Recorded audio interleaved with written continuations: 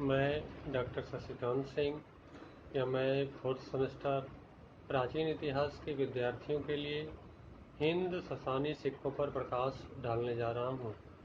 जैसा कि आप जानते हैं, हिंद ससानी सिक्कों को गधैया सिक्कों के नाम से भी जाना जाता है।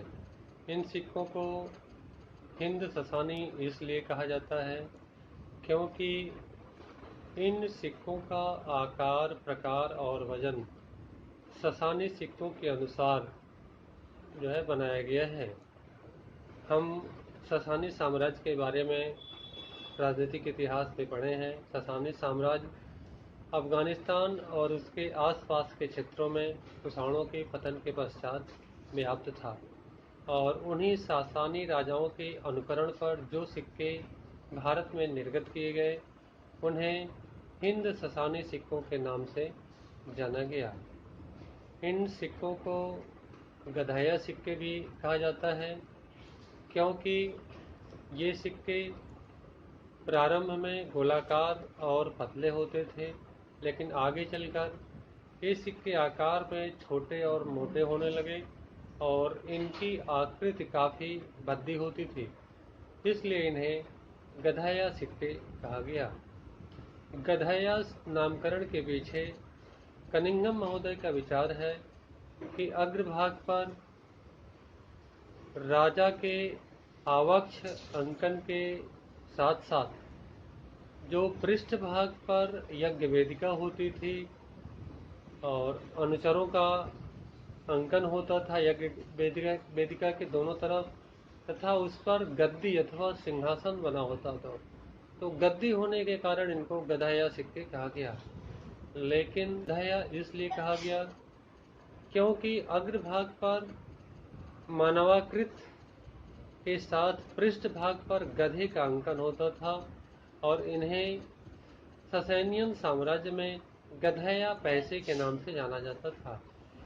जब हूण साम्राज्य स्थापित हुआ तो हूण जब मध्य एशिया से ससैनियन साम्राज्य होते हुए उनको अपने अधिकार में करते हुए कश्मीर और उसके आसपास के क्षेत्रों पर अपना साम्राज्य बनाए, तो उन्होंने इन्हीं ससैनियन सिक्कों के अनुकरण पर अपने सिक्के जारी किए और वही प्रभाव हमें आगे चलकर मालवा में, राजस्थान में, गुजरात में, कश्मीर में, उत्तर प्रदेश, बिहार, महाराष्ट्र के कोंकण क्षेत्र में दिखाई देता है। परमेश्वरी लाल गुप्ता का कथन है कि हमें अभिलेखों में गद्दालक शब्द मिलता है और गधैया नामकरण का समीकरण उन्होंने इसी से स्थापित करने का प्रयास किया है। इन सिक्कों की तौल 67 ग्रेन के आसपास बताई गई है। तो नामकरण के पीछे अलग अलग विद्वानों की अलग अलग धारणा रही है।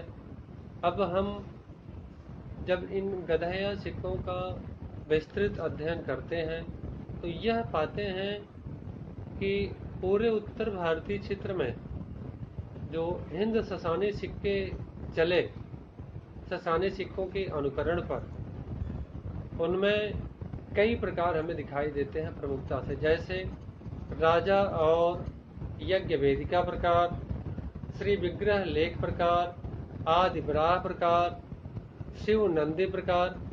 ऐसे कई प्रकार के सिक्के अलग अलग क्षेत्रों में अलग अलग पाए जाते हैं। जब हम राजा और यज्ञ वेदी प्रकार के सिक्कों का विश्लेषण करते हैं तो यह पाते हैं कि कनिंघम ने इन सिक्कों को प्रकाशित किया है, जिनके अग्रभाग पर राजा का सिर है तथा राजा मूछ और दाढ़ी युक्त है। पृष्ठभाग पर यज्ञ वेदिका का अंकन है, जिनके दोनों तरफ परिचारक खड़े हैं। सूर्य और चंद्र का चिन्ह बना हुआ है।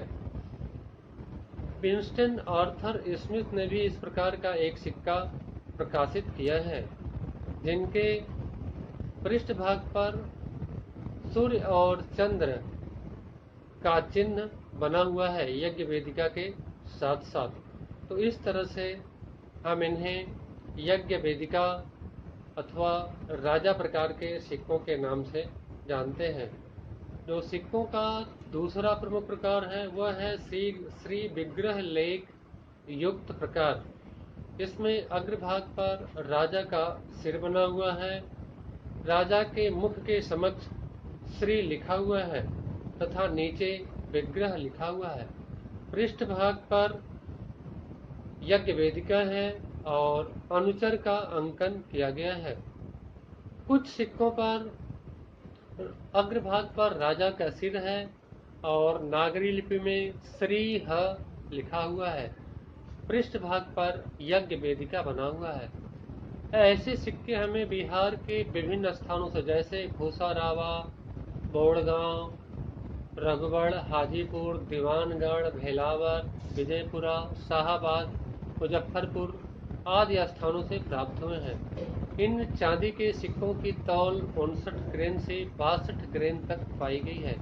इस आधार पर हम यह कहते हैं कि बिहार और बंगाल क्षेत्र में विग्रहपाल नामक एक शक्तिशाली राजा था जिसने इन सिक्कों को जारी किया।